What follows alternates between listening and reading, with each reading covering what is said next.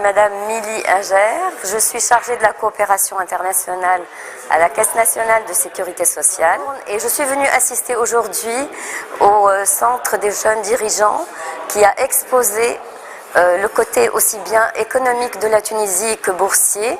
Il a été convié et c'est une réunion qui a été organisée par l'Union des Français à l'étranger. Donc c'est dans le cadre de l'UEFE que ça a été organisé.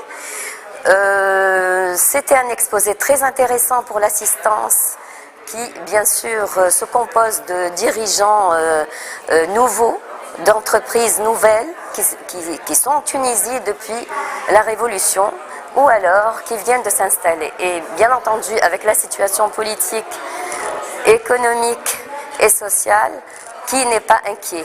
Tunisiens nous-mêmes, nous le sommes.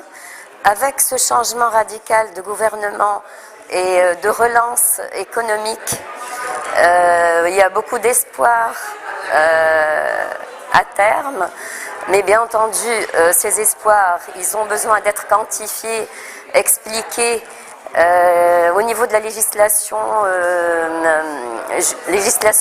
pour les sociétés, tout ce qui est code des sociétés, de la bourse, d'une évaluation de la situation actuelle. Tout cela a été donc exposé par Monsieur Khaled Zeribi, qui est président du Centre des jeunes dirigeants d'entreprise. Et bien entendu, le côté économique et politique a été largement expliqué par M. Khaled Zeribi, qui a répondu à leurs questions, à leurs soucis et qui les a rassurés vu la relance que nous avons tous vue, même susceptible, mais nous l'avons remarqué. Ceci dit, en ce qui me concerne, bien entendu, il n'y a pas de croissance économique sans équilibre social et toutes les perturbations économiques se traduisent par des grèves, par des arrêts de travail qui rejaillissent sur l'économie, mais le problème est social à la base, chômage, etc. Et bien entendu, ces dirigeants étrangers sont inquiets. Nous les avons rassurés parce que nous sommes sur le terrain.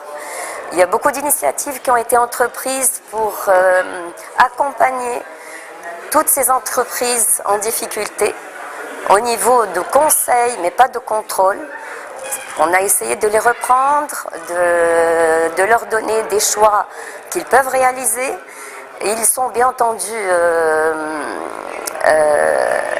je dirais, satisfaits de nos réponses, dans la mesure où, comme dans toute révolution, ça ne peut pas se faire sans casse, entre guillemets. Mais bien entendu, là, ils sont assez rassurés vu les perspectives politiques, les perspectives sociales, au niveau des innovations, de la gestion dans les organismes sociaux, qui sont en partenariat direct avec tout ce qui est stratégie de l'innovation pour sauver ce qui est sauvé, pour que aussi le Tunisien reprenne confiance, pour qu'il puisse travailler.